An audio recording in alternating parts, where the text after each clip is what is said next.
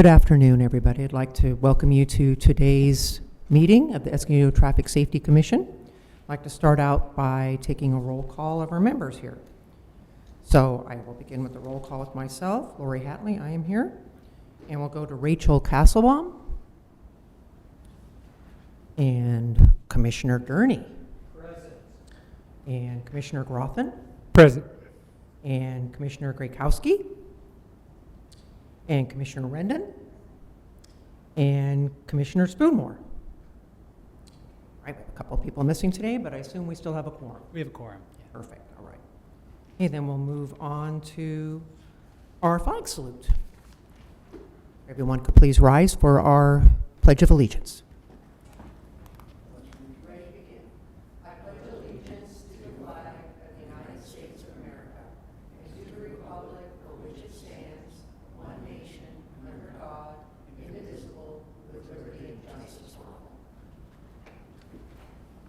Thank you for that.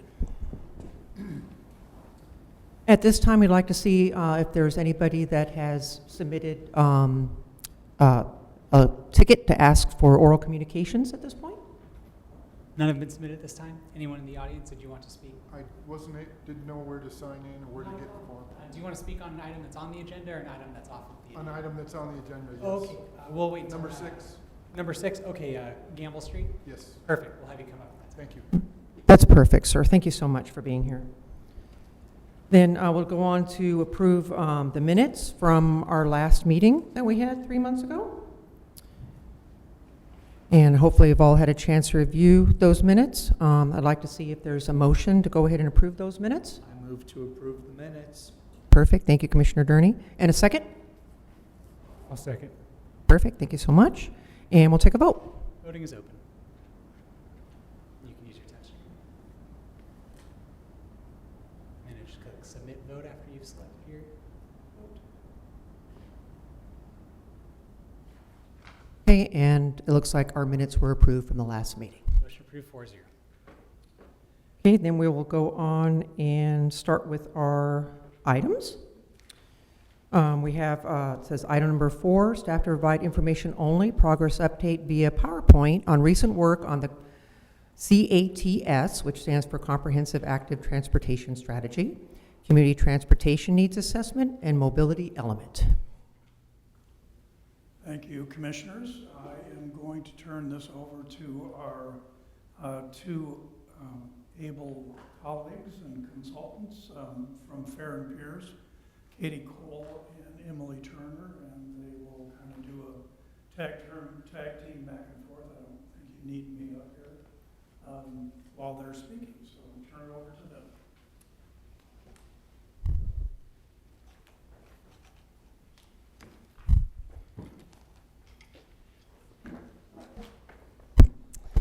All right, good afternoon, Commissioners. My name is Katie Cole. I am a principal with Fair and Peers, and I am joined by Emily Turner, a senior engineer planner, and we are going to provide an update on the Comprehensive Active Transportation Strategy, or the CATS.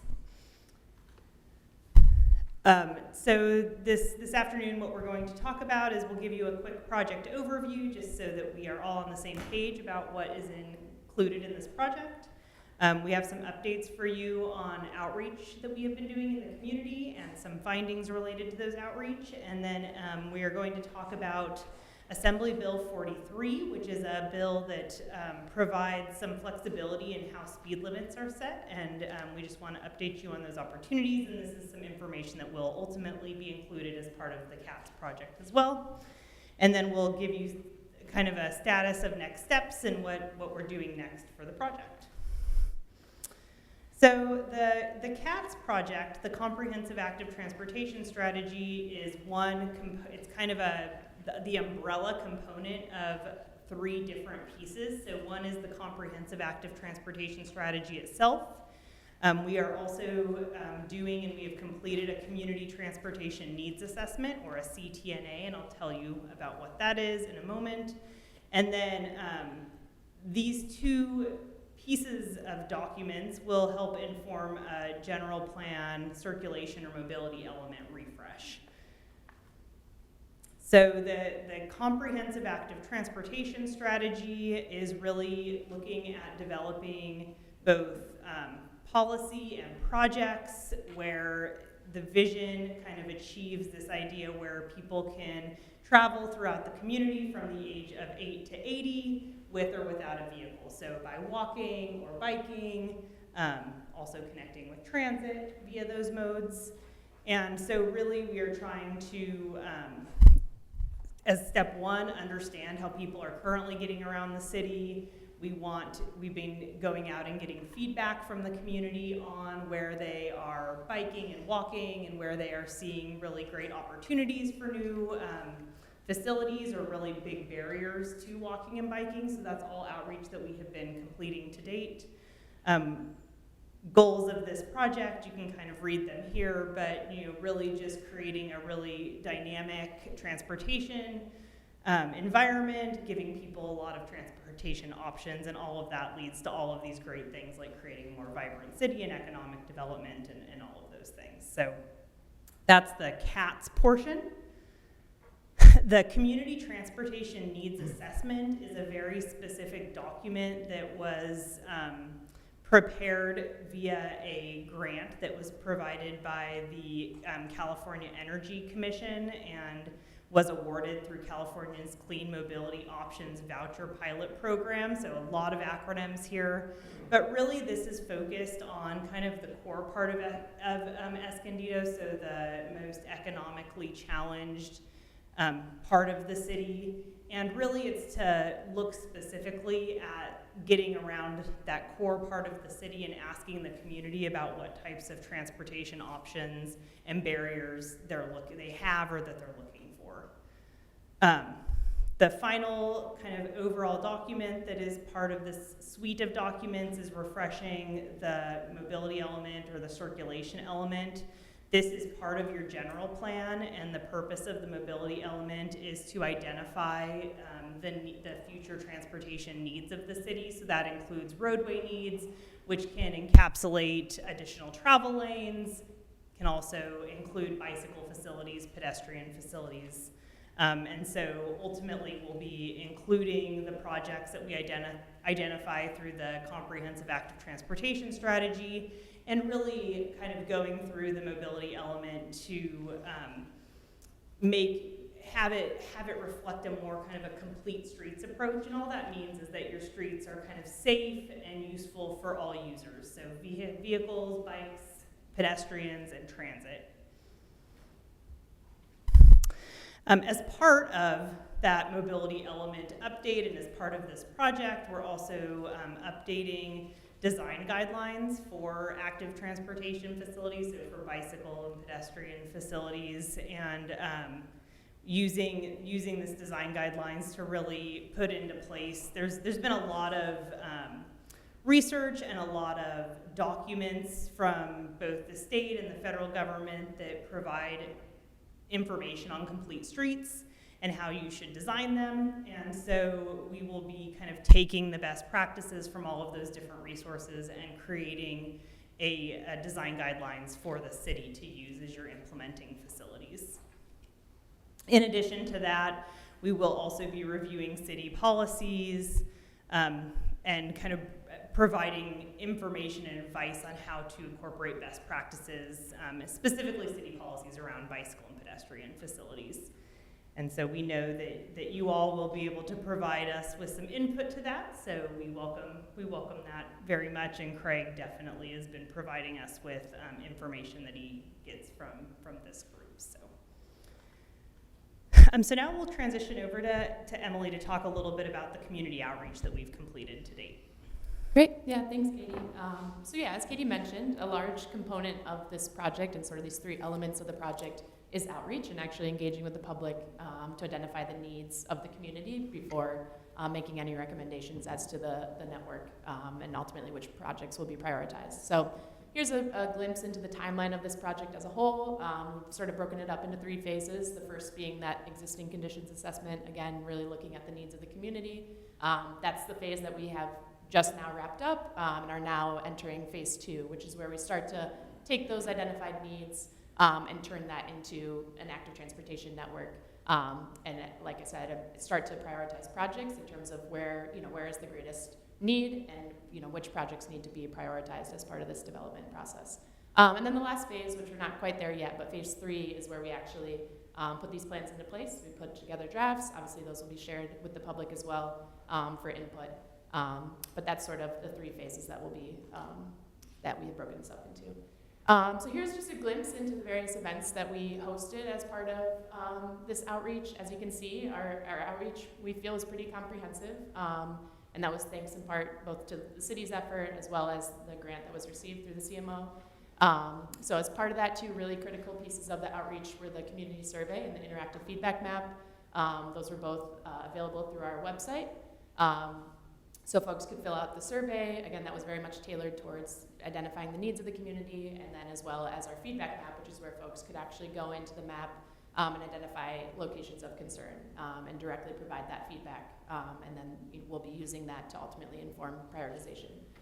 Some other events, obviously a large part of outreach is actually meeting the community where they are, and so we wanted to host events or actually go to events, existing events like the swap meet, to talk with folks directly and just to help educate, inform them of the city's ongoing efforts, and again just get their feedback on how they feel, what their experience navigating the transportation network is. We did a series of presentations, both at the Neighborhood Leadership Forum. We worked with some of the city's partners, such as the CAFE, Community Alliance for Escondido. And then we also hosted a senior educational forum to, again, engage directly with that group of the that specific sector of the population.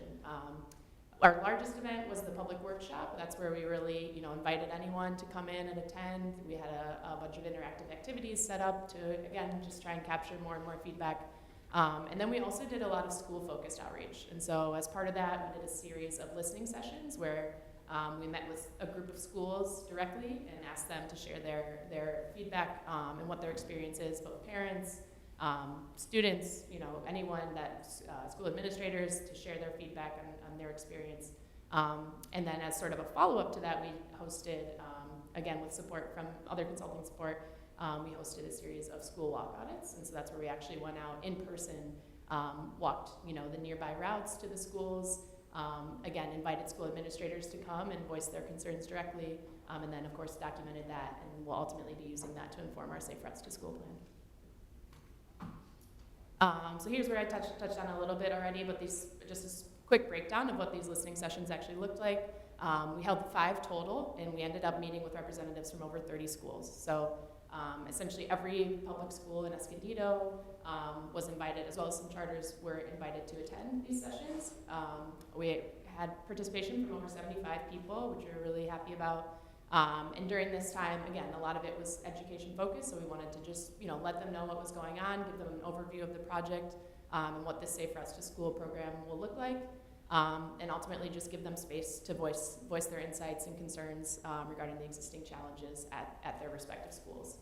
And also allow them to, space to offer potential solutions as well.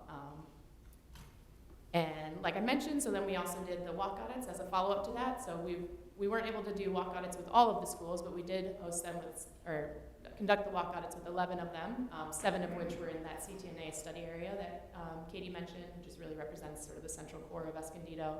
And these walk audits took place with EUSD staff and school administrators, again, the ones that are most familiar with the challenges at these schools.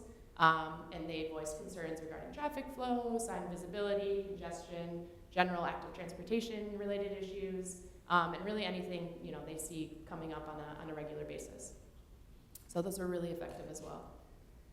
And then, like I mentioned, this is a glimpse into the interactive feedback map that we held. Hopefully you all have had a chance to poke around in it, but this was really successful. We ended up receiving over 200 comments, 221. We received comments all over the city, which was also great, but really just, highlighted what's going on today and where there's definitely areas for improvement. So these are the different pin categories we had in terms of, what exactly folks could kind of categorize their comments to, again, help us understand where the issues are and specifically what they're related to. So for walking, biking, and transit, we had a barrier and an opportunity pin. Barriers are really intended to highlight what are the issues with the existing facilities. So, looking at where the bike facilities maybe not quite adequate, uneven sidewalks. So looking at, existing facilities that are barriers, whereas the opportunity category was really intended to highlight, where are facilities lacking entirely that would be good opportunities to connect folks to where they need to go. And then we also had another comment pin that was really just intended to capture, miscellaneous comments that didn't necessarily fall cleanly into one of these categories. So this is just a screenshot of our map, sort of at the close of our survey. Like I said, we received over 200 comments, and as you can see, it's a pretty good spread throughout the city. And then the breakdown, that pie chart on the left just shows a breakdown of sort of where the comments fell. So you can see had about a third, and the walking related comments, another quarter sort of fell into that other category, and then sort of the remaining pins made up that other probably third or so. So we just pulled a couple screenshots of like what these comments specifically looked like to highlight, what that barrier versus opportunity. So as you can see, we received very comprehensive feedback from folks. Definitely appreciated the time that people took to leave these detailed comments that we can then, directly use to inform our plan. And I have a couple other examples here. I'll go a little bit quickly through these, but again, highlighting the biking barrier. So here there's a facility, a bike lane, and this person recognized that it's not quite adequate for their needs. Versus on the right here, you see it's an opportunity, highlighting here's a service road, it's probably low volume and could get me to where I need to go. And so that would be, highlighted as an opportunity for a future facility. And then lastly, we have our transit barriers and opportunities, same concept. Again, just highlighting, where the needs are and where are the opportunities for improvement. All right, and now I'll hand things back over to Katie. All right, so I'm going to talk a little bit about the CTNA, the Community Transportation Needs Assessment. Again, this was the component of the plan that came from the grant that was provided by the Clean Mobility Options Grant, which is part of the California Energy Commission. And the focus of this was really, as I mentioned, kind of the core of the city. And we did prepare a survey that was had a number of questions about preferences for travel and what types of modes do you want to take. And this is a few of the conclusions from that community survey that was performed. So, driving is kind of the most popular transportation mode. That didn't come as a surprise to us. 74%. Sorry to bother you. I think your microphone might not be on. You might want to just test Oh, it. there we go. Sorry. 74% of respondents indicated that they would be supportive of on-demand microtransit. So what that is kind of a small transit vehicle that they could call to take them around the core of the city. Most people who filled the survey out said that that would be something that they would use and they would be interested in having that as a mobility option. And then there was also support, though, for traditional fixed route transit, so just more transit service in general. So we saw a really strong response of, yes, we would like some more transit in the core of the city. Kind of reiterating kind of an interest in public transit options. And then the community survey asked about a lot of different transportation modes, including kind of carpooling and car share and van pooling. And what we learned through that was that not everybody is familiar with our fancy terms that we like to use for these things. And so we did provide a lot of definitions and education around that. But I think that it was a helpful educational tool too. The survey served in that capacity as well. Similar to the feedback map that Emily shared, we also asked questions directly about challenges related to walking, biking, and transit in the survey itself. And these responses, I would say, are more generalized over the city, so less about what specific locations do you see a barrier, and more just about generally what's your barrier to walking, if we could change something, what would make you walk more. And so some of the top responses for walking barriers were kind of the need for more pedestrian infrastructure, either kind of more pleasant walking spaces or filling in gaps. Another big barrier for people not wanting to walk as much is just concern for personal safety. People noted that walking can be hard if your destinations are really far apart. And then finally, this last one is related to just kind of fear for your traffic safety, so people driving recklessly or being concerned about getting hit. For biking, the top barrier was fear of getting hit by a car. And then also on the list were kind of need for more bike infrastructure and concern for personal safety. And for transit, really kind of safety, personal safety was the top barrier for why people don't take transit, and then followed by reliability and convenience.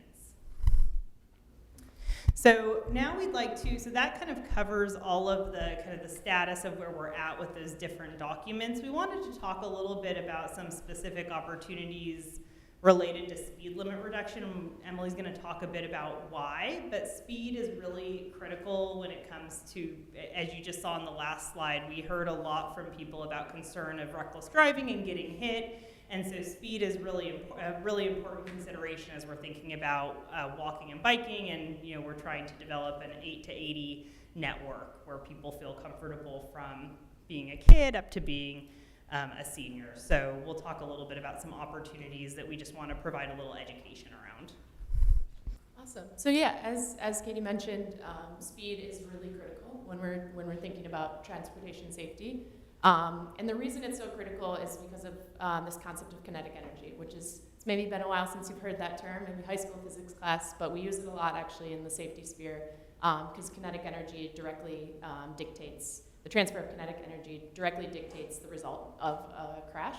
And so by controlling the speed, speed of vehicles, we can actually reduce kinetic energy, which therefore reduces the probability of crashes as well as the severity of the injury resulting from those crashes. So this graphic on the right here really highlights just how large of a role speed plays in the result of a crash in terms of likelihood of survival, but also the severity of the injury should that person survive. And so speed is really, really critical for helping to reduce that transfer of kinetic energy and reduce the impact on the human body. So just a little bit of background in terms of what's happened in the last few years. There's been a lot of updates to the legislation surrounding speed limit setting. So I just wanted to provide a brief timeline. I won't go into too much detail, but starting back in December of 2021, AB 43, Assembly Bill 43 was introduced. And this is where we started to see pretty significant flexibilities in speed limit setting. Traditionally, speed limit setting has been not entirely, but predominantly based on 85th percentile speed. And so AB 43 started to introduce some additional flexibilities in speed limit setting, specifically looking at the contextual nature of the roadways to, again, help inform the speed limit and the speed limit that's set, that not just based on 85th percentile speed. AB 1938 was then introduced just less than a year following, and we sort of see this as like the V2 of AB 43. Essentially, it just further elaborated on some of the applications of AB 43. Another thing I'll note with AB 43 is it did also extend the validity window of engineering and traffic survey data, which, as I'm sure you know, is directly influences the speed limit that's set. And then in March, the California MUTCD, which is the Manual on Uniform Traffic Control Devices, we frequently reference, that incorporated these provisions that were introduced. And so that is now really the precedent. And then in December, the federal MUTCD was updated to further incorporate, obviously not the AB 43 provisions, since those were California specific. But again, it started to introduce this concept of looking at contextual nature of the roadway, what sort of land uses, what vulnerable road users are involved, to help inform the speed limit that's set. And then sort of another bullet that should probably be on here is for July, as of July of this year, AB 43 is fully in effect. So up until June of this year, new speed limits that were set as part of this new legislation could not actually be enforced until now July of this year. But now everything, whether that's, I'll go into some of the details of what those flexibilities are, but as of today, these new speeds can be enforced on our roadways. So these are some of the flexibilities, and again, I won't go into too much detail here, I don't want to bore you all, but just to kind of highlight some of these additional considerations that now go into speed limit setting. So the first one, as I mentioned, 85th percentile speed, that still very much dictates how speeds are set. However, there's now some level of rounding down that's allowed.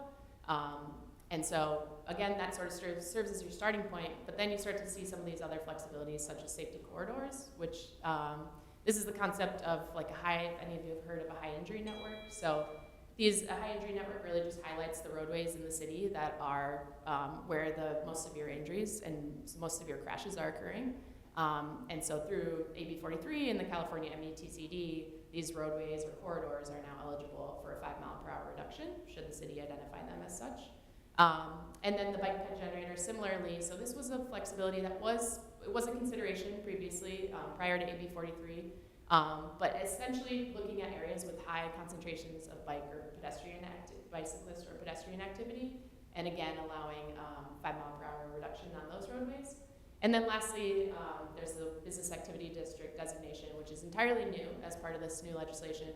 And this is really thinking about like your downtown core and allowing for a prima facie speed limit of as low as 25 or 20 miles per hour. So again, just looking at the context of land use and the vulnerable road users that tend to be predominantly in those downtown cores, and setting speed limits that better coincide with the desired speed limit rather than just sort of existing speeds. So this is a very comprehensive, I will say. It's very detailed. There's a lot of info on this graphic, so I definitely want to allow you all to sit with it for a bit. But essentially, this just is intended to be a workflow guide in terms of what this new speed limit setting process looks like. So, as I mentioned, really starting with the 85th percentile speed as your starting point, and then also considering any prima facie designations. So I mentioned the business activity district one, but there's some others you can see on here: senior zones, school zones. Those all have unique prima facie speed limits that correspond to those. So we definitely urge you all to check those out, and they're highlighted on the right here as well in the terminology. But so the first step would be, do any of these apply to the area that you're looking at, and then sort of going through the rest of the criteria that I mentioned as part of this process. So just one of the reasons we wanted to bring this up today is because SANDAG is actually currently going through the process of providing each local agency with a safety corridor network. So I mentioned that high injury network, another term that's used is safety corridor network. And again, like I mentioned, any safety corridor is immediately eligible for a 5-mile-per-hour reduction. And so SANDAG is now going through the process of developing those networks.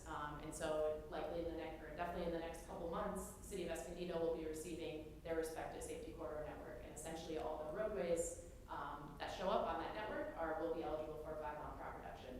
The city, of course, has a choice of whether or not they want to choose to implement those reductions, but just wanted to highlight that that's sort of something that's going on in the background here. In addition to that, SANDAG will also be providing a similar workflow guidance document to aid the city, all cities in the SANDAG region with actually exploring these additional reduction opportunities. Here's, again, this is getting maybe a little bit granular, but here's just the data sources that will be used to inform this safety corridor analysis.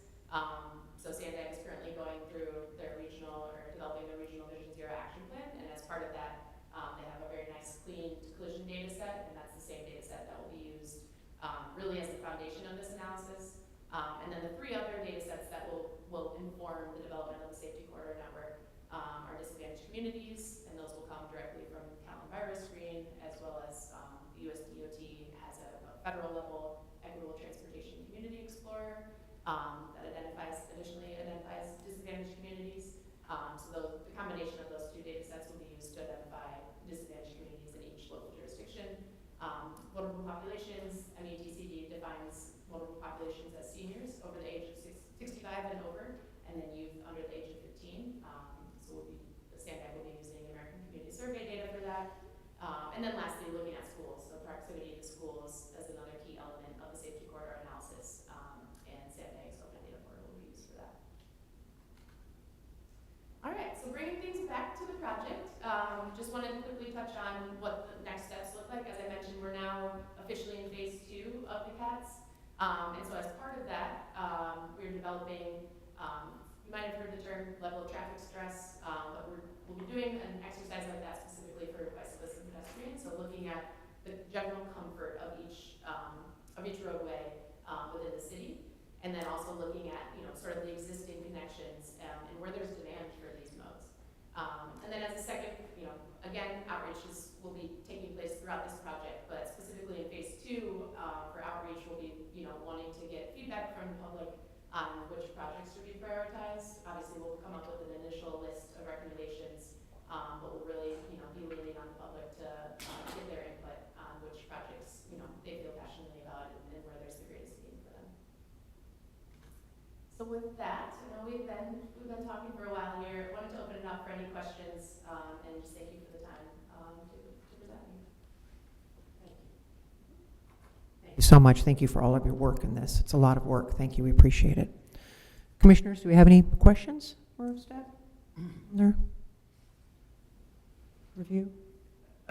On the micro transportation, would that be, I assume that's on demand?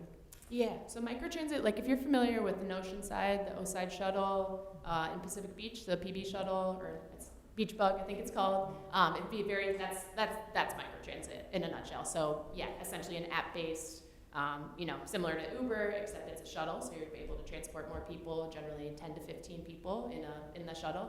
But yeah, all on demand, so. Managed by the city or North County Transit? I think those are details that would definitely need to be, they will need to be worked out. We haven't gotten to the point of actually, sort of really identifying, what exactly that shuttle service would look like and ultimately, yeah, who would be the operators and whatnot.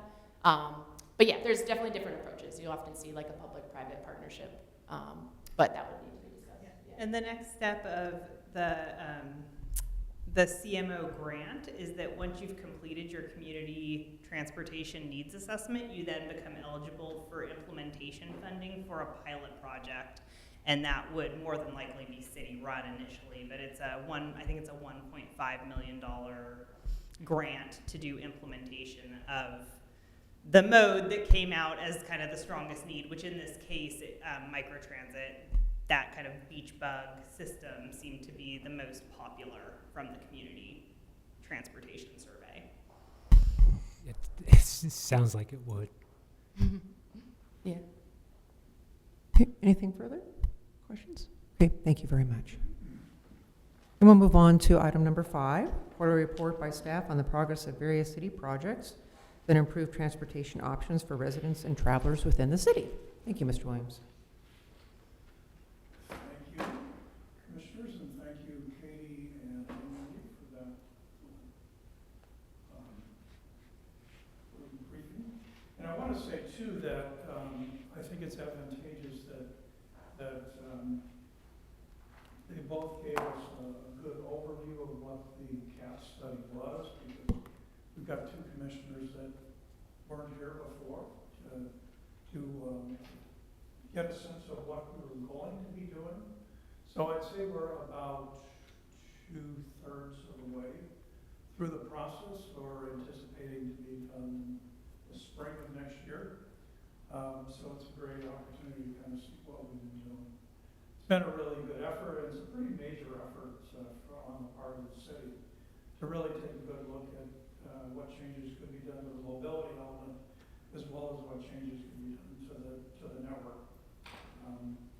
We'd be looking at some roadways that have perhaps excess lane capacity, things like that. See how traffic is actually moving through the city, and take a good hard look at that and see if there are some opportunities for some changes. So moving on to this next item, you had received a staff report which I think had 22 projects on there, as we typically have not done. I'm not going through all 22 of those, and I know you thank me for that. So I think I've got about 5 different projects that we've given you updates on, and this first one we've followed for the last probably 2 years, but it's actually very fun to see the previous shots and then to see where we are today.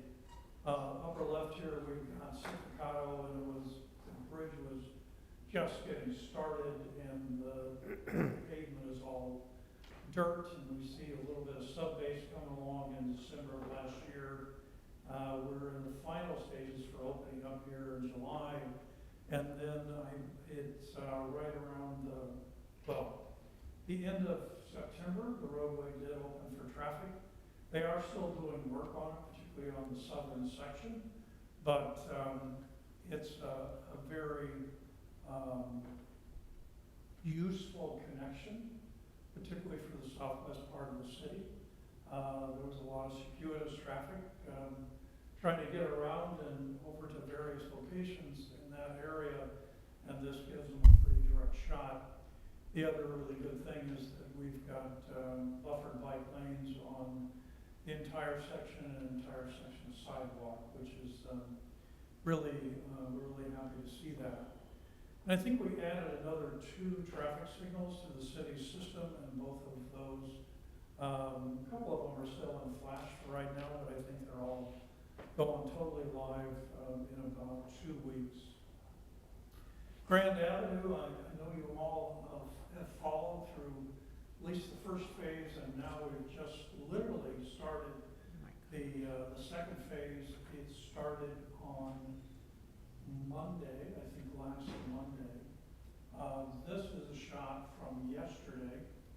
I was actually having lunch at the Burger Bench here a few days ago, and the end loader was just pulling up pieces of pavement and spinning them around and putting them in a dump truck, and wasn't exactly the best environment scenario for having your lunch, but certainly entertaining to be able to see what was going on. So what they're doing on this section is they're removing the pavement. The first phase is between Juniper and Calmia, so it's the eastern of the 2 blocks, and then when this section is done, they'll flip over and do the section between Calmia and Broadway. This section will include the new traffic circle at Calmia, and then there'll be an additional traffic circle at Broadway, as I think you all know. Palomar Heights is moving along maybe slowly, but actually considering that they're building 500 plus units. You look at the situation from really just last January, like 10 months ago, they've finished a lot. And they're expected to have first occupancy in these units down by Grand and Fig, I think by the end of October. But all of the street improvements around the facility are now open. The traffic signals are working. The section of Valley Boulevard between Grand and Valley Parkway is now open and moving. So they've made a lot of progress. And it's a very challenging project. I have kind of shared some of the shots here with Oak Creek subdivision. As you know, it runs to the east section of Philocita here, runs over to Miller to the east and up to Hamilton. One of the things that they had done with this project was a new roundabout here at Philocita Road. This is a shot from about 2 years ago, and this is a shot from about 2 days ago. The landscaping is planted and growing, and this crosswalks are in and just about finished, as well as this whole section. This section, or this is a section, that previous shot was looking to the north, kind of from the southern limits down by Philocita County Park. It runs north and then pretty much ends at Hamilton. This is Hamilton on the lower right-hand side.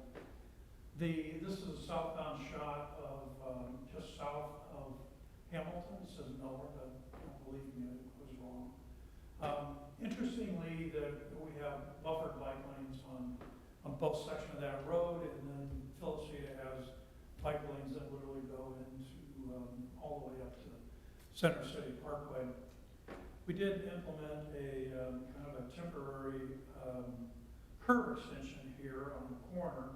So we had a sidewalk section on the west side of the road and a curb ramp, and a sidewalk section on the east side of the road as well as the south side of the road, but no connection in between. So we had implemented this curb extension to make that work.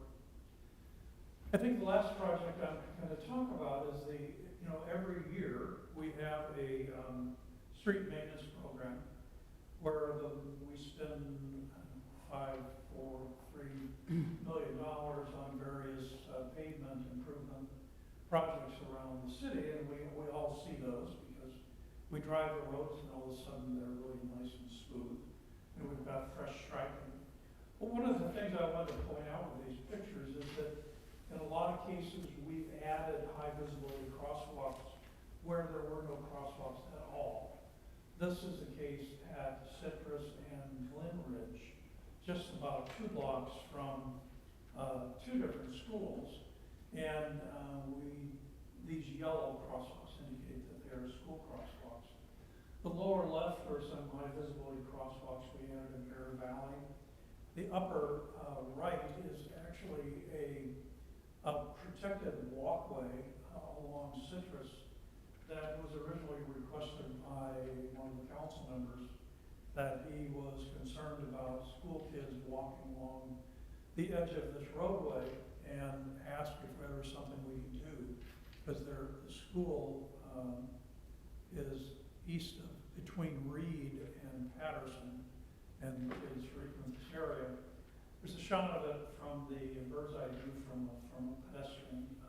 It's only been in place for about a week. Seems to flow pretty well. Some of the residents are getting used to it, but I think functionally it seems to work pretty well. So that's all I really have for pictures. We try to look at things that have some photographic value, so you can kind of get a sense of what we've been doing around the city. But I'm happy to answer any questions of those 22 projects on the list, or any of these. On the Citricado, on that bridge, it goes down to Center City Parkway. And now, as I sit here, I'm looking at it, so if I go straight through that intersection that you're showing me on the right, it eventually take me to the Parkway, right?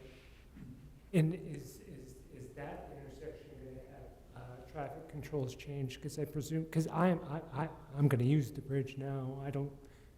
The only reason why I go over is to go over to Stone. But if I use the bridge now, I can get on there. I'm just curious if there's going to go, another light's going to go in on the Parkway, because that gets pretty close to the traffic meter at the 15. I'm sorry, so what was the question again?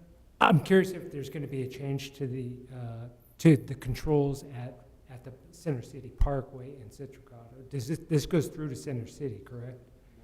No, the southern limits of Citricado are Valley Parkway, and then it extends up to,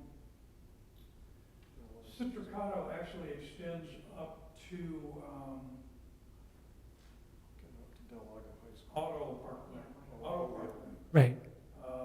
So it's maybe a 2-mile section, but it doesn't connect to Center City Parkway. There's a missing link in the county. Sorry? There's a missing piece in the county between Valley Parkway and Right. the 15. Right, okay, I see, I'm sorry.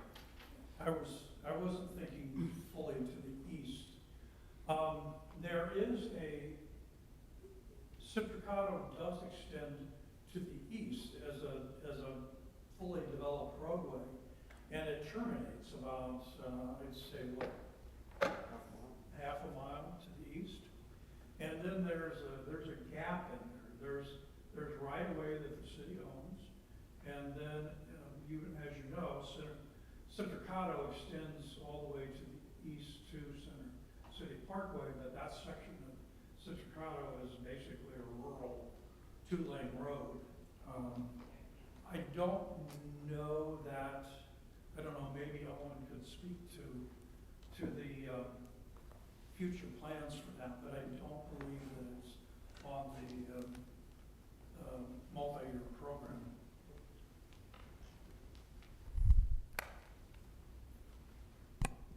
Yeah. Good afternoon, Commissioners. Owen Tunnel, Assistant City Engineer. Yeah, there's a section, as we were speaking, it goes about a half mile of Citricata, goes about a half mile to the east, southeast of Valley Parkway, and then it terminates basically in the county, because there's actually county properties, and then so there's actually a missing piece, and then you have a much narrower, currently called Gamble Lane, and then Citric, it's called different things, that someday would, go on through and link you both with 15 and then go up and over the hill to Center City Parkway. But there's no, that piece being in the county, we're not programming any funds for that. Yeah, I actually live right there, right off the end of Citricata, where Citricata ends and would become Gamble on the other side. When I moved in 22 years ago, they said, yeah, it's not going to happen in the next 30 years, and that was 22 years ago, and I think you could probably say the same thing now. Yeah, yeah. I don't know what's going to change that equation, but it will take some coordination between the city and the county to make it happen. That would probably be the biggest item.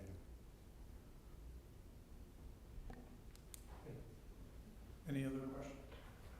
Yeah, I have a question about the Grand project, if you wouldn't mind going back to. I guess I just don't understand why the whole street needs to be torn up like that. I thought just a couple years ago, the sidewalks were widened and there was a big project there. Just like 2 years ago, everything was redone. But I know about the plan to put the traffic circle in, but maybe you could explain to me why all this needs to be torn up for the traffic circle to go in and what the plans are there. I didn't realize that the whole street was going to get torn up like that. I believe that the first phase, which was from Calmia to Broadway, and actually from Broadway to Maple, included widened sidewalks, and those won't be disturbed by this project. So it was really done in 2 phases. I think there's actually supposed to be 3 phases of the project, but the widened sidewalks to the west of Broadway are going to stay, like in front of Felipe's, right, okay. All of those shops there, those will stay. And that section of roadway isn't planned for any kind of reconstruction. Okay, and so as part of this project, the sidewalks will be widened, okay. It was more economical to take out all of the pavement, or whether or not it was more economical to take out pieces of it. And in the end, the consensus amongst the engineers, it was better to go all the way down to dirt and then reconstruct it, and then it'll have a much longer life and be a much better looking facility. Okay, thank you, Mr. Williams. Thank you for explaining that. Other questions?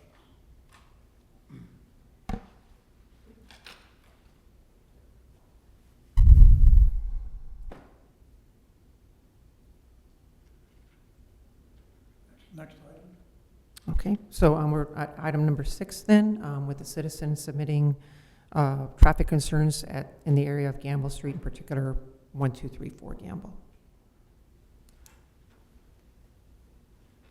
I'm sorry, Zach, what would be the procedure? Procedural. Yeah, since the constituent brought this up, and for the commission's edification, it came through Councilor Martinez's office. The constituent reached out, and then it ended up on the agenda. Probably worth to have the constituent speak first, and then you can provide your presentation. That would be Commissioners can ask questions of the constituent as well. You're welcome to come forward. Was it Daniel? Yes. Yeah, please. Yes. Hello, Commission. My name is Daniel Valley. I live at 1234 Gamble. I just wanted to touch bases with some of the concerns that's going on. Excuse me. we get a lot of traffic capture, it's probably not an uncommon thing in some areas. Our street's very narrow, developed, no curb and gutter in most places. Those street lights are very few. The traffic that's been coming through has been in quantity just growing, as time goes by. It got very aggressive. There's a lot of old folks that walk.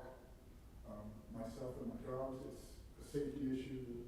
It's a 25-mile-an-hour speed limit. I see they've had the radar's been put up several years ago. Half of it hasn't worked in probably 4 years or so.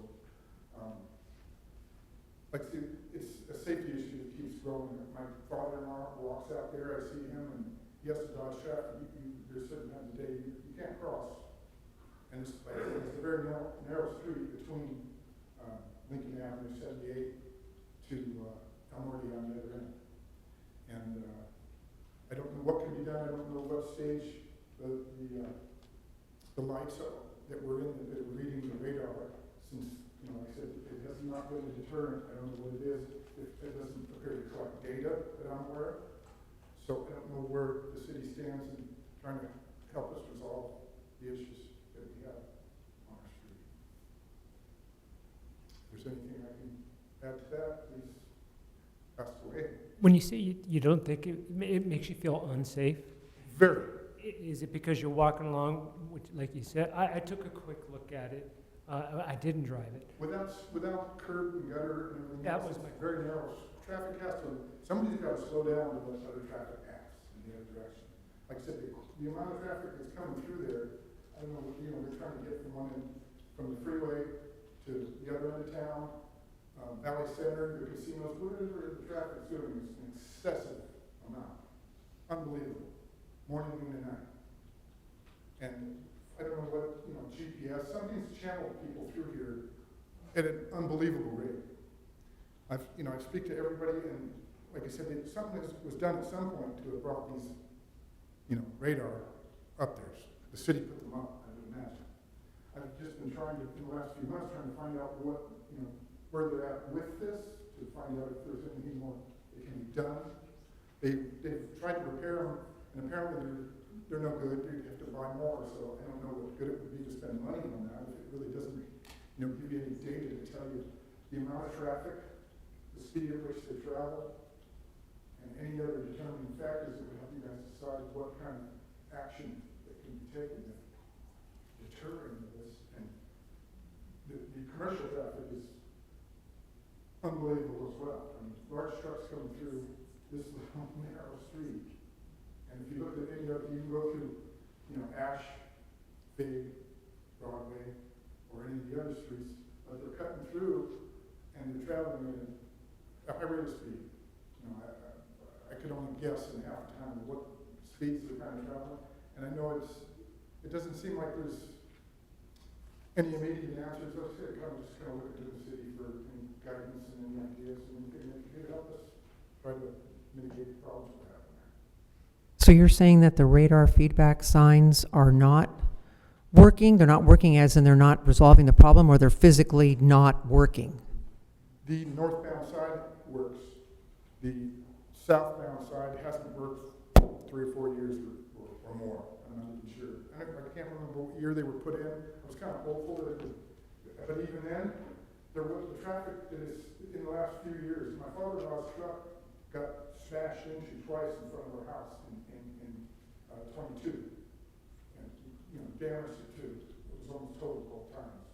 And there's been other pileups as well. And you can hear the horns blowing, the racket that commercial trucks make going down your road at 40, 50 miles an hour, and you're just waiting for something to happen. It's not one if, it's when. I know what you're talking about. Years ago, I did use Gamble as a shortcut. Hopefully I wasn't one of those speeding vehicles through there, but I know exactly what you mean. It is used as a shortcut. Yeah, which is fine, but if people went 30 miles an hour, and it would make a big difference, but I don't think that's going to happen. I've even asked different police officers, and I don't think they won't really have a good suggestion or answer on what to go when they've responded to accidents and stuff that have happened on the streets. So When the radar signs did work, did it make a difference? I'm sorry? When the radar signs did work, did it make a difference? I don't believe so. And I notice that in the last couple of weeks, they've been out there a couple of times trying to fix that. But I was very hopeful that it would, because once it really flashes like crazy once you get up to 40 miles an hour. But you can tell people are going way faster than that. And anytime, if you're going, try to walk my dogs, and like I said, without curb and gutter and sidewalk, in a lot of areas, we probably have less than 50% of the streets. So we're really close. We're right there. We're at the edge of traffic where they're coming by 50+ miles an hour. Very concerning. And I won't take my dogs out. I'll go out at dark 30 on a Saturday or a Sunday, and I have to walk them quick because traffic's coming. And I'm not a complainer. I won't take the time to come, but I think this is an issue that the city should help us out with. And I'm speaking for everyone that lives on that street. I know this isn't just our street. This can't be an isolated issue. I mean, speeding, traffic has gotten out of control. I'm sure Lieutenant Miller could probably say a lot about it. But, it is what it is. You can't slow everybody down, but what can we do to mitigate to some degree? If there's, I'm just looking for answers. Some of those homes on that street, it does appear they dropped their driveways down, made an entrance, and at least some sidewalk. Did they do that on their own? I'm not sure if it was part of the developments that were put in at the time. But like I said, I would say, just guessing, there's probably 30% of it's actually curb, gutter, and sidewalk. Without that, you're walking in the dirt. I have grass right to the street. A lot of people do. And, being that, it's just left the way it is, I'm not looking to get everything fixed and make a brand new street out of everything. That's not going to help the issue. Even if we had curb gutters, something has to help us deter. The only thing I can think of would be to block traffic from turning on our street from eastbound 78 Lincoln, as well as westbound Elmore on North Street. That could be blocked in both directions. It would eliminate 90% of all the traffic. And one of the things I thought, and just throwing things out, is speed bumps. I know that the emergency vehicles don't take well to that, but it probably, if you don't hit them at 40 miles an hour, you aren't going to have any problems. But like I said, I'm looking for answers or something that's going to slow people down. My father-in-law is 88 years old. You can't deter him from walking out there. He's got his wheel walker, and he's going to go up and down that street no matter what happens. And I don't want to see him get hit, and there's probably a dozen or more elderly gentlemen and ladies that walk that street, as well as myself and my dogs and other people with dogs. And I know there's my next door neighbor's kids. They were never allowed to play in the street, and now they're a little older, and luckily they play in the yard. But right across from me, there was some toddlers that were playing with their family in their front yard. And how long would it take for a child to get 20 seconds or less to get out in that street? Somebody going 40, 50+ miles an hour. Something could get catastrophic. So I don't think I'm making a lot out of nothing. So, If I could, just to supplement some of what you had said, I wasn't with the city when they had first looked at this, but I went back through the file in the last day or two. This project, this street did come to the Traffic and Transportation Community Safety Committee Commission in 2015. It was a TMPL project, and it paid for those two awfully similar conditions that Daniel is describing right now. It did pay for some striping, the 25-mile-an-hour speed limit signs, and the radar speed feedback signs. I will say too that actually, it's an interesting thing. I don't know. I didn't have a lot of time to look over the whole history of things, but we often rely on constituents, residents, to tell us when things like the speed feedback signs aren't working, because we don't have any communication with them. So it's only if a city employee might be driving by and Right. say, hey, that speed feedback sign isn't working. Our guys have, as you said, our guys have gone out there. They had checked the software, they had done, then ended up talking with the manufacturer, and they're actually sending that unit back Okay. and getting a new one to replace it, because apparently there wasn't something that they could fix. Hopefully they can do it under warranty, city doesn't have to pay for that. I think I don't know how old it is. I think they were put in about, I want to say 2016, I think 2017. it's gotta be pretty close to that. The other thing that I think is really interesting for everyone is that we have a traffic engineer consultant that we rely on for, because we're short-staffed right now. We were having our weekly meeting yesterday morning, and I brought up Campbell to him, and he said, oh, Campbell.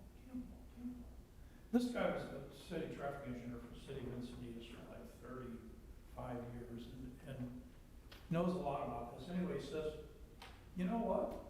My wife and I were going to a concert out in apparently Valley Center, casinos, and he said, Waze routed me down Gamble. And he said, I thought it was so unusual that they routed me down Gamble. And he says, and I followed the routing. He said, but there's no turn pocket or anything to turn off of Lincoln and onto Gamble. And I was actually looking this morning to see how we can communicate with Waze to turn off that routing. So we're working on it. Everybody's navigation system tells them to go that way in their vehicle. Right? Shoot, Google and everyone has a hand in that, and you'd almost take a class action lawsuit to get them to stop. Yeah. I don't know, just saying. And we did talk a little bit about trying to block off traffic from turning there. Well, it's also a safety issue for the people that are turning onto it. I try to go around as much as I can and not turn left, Turning left. because traffic's coming, in both directions on that street. And that's why they probably closed off the other section of Gamble on the other side of Lincoln in 78 years ago. You can only come out and make a right turn out of there. For that fact, because the speed people coming off the freeway, they're just starting to slow down by the time they get to Gamble. And if there's people sitting there stopped and waiting to turn, and other traffic's blocked up because of that, that's a pretty good safety issue right there. It's going to cause a pretty good sizable accident somewhere, because this is the speed at which people are traveling. We did talk about perhaps there's some issue with signal timing in FIG that is causing a delay to show up on Waze, and when it sees that delay, it routes somebody to Campbell. So I don't know what the criteria for it is, and anyway, I think the point is that we're intrigued by your problem, and we recognize it. okay. We also recognize that you've got a street that varies from 30 feet wide to 36 maximum. That's all it's ever going to be. Commissioner, you had asked about, the intermittent sidewalks that I have on there.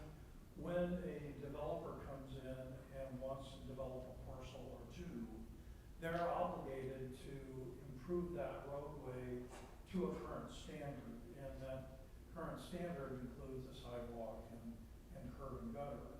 But it ends up being a kind of a skip dash implementation, because so you've got sidewalks in some places, and then you go back to dirt, and you go back to sidewalks where the newer developments are.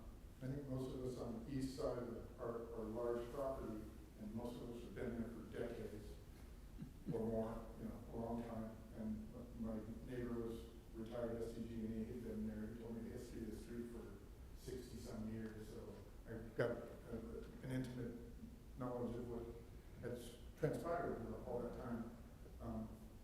But it is, with the amount of traffic that's going through there now, it mixed in quite a bit of commercial traffic. It's large trucks, and they're traveling through there like as far as I know, correct me if I'm wrong, but unless you have business on that street, commercial traffic they don't really have any business cutting through in a legal sense, as far as what I've read. I could be wrong. But there's a huge percentage of it, and it's growing.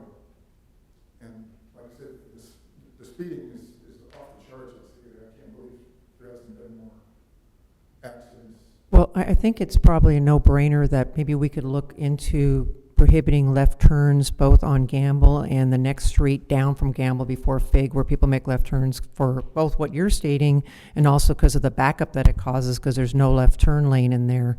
Maybe we can further look into just making that prohibited.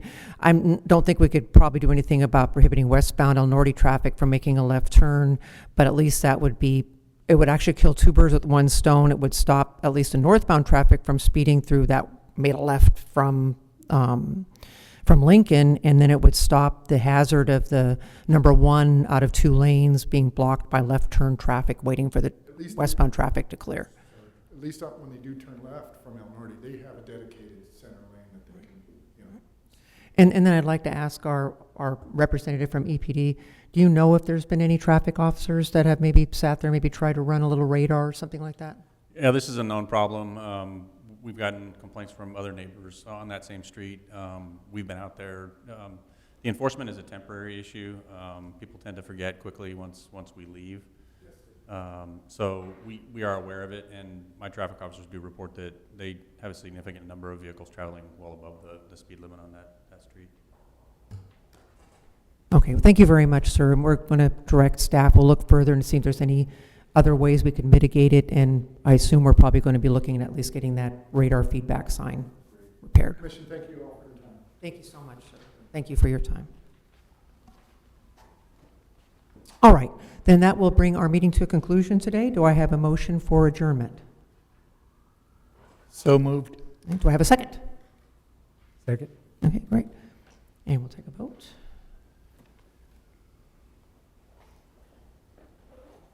And I'm going to assume that the ayes probably have it. Thank you very much for being here today, and meeting is adjourned.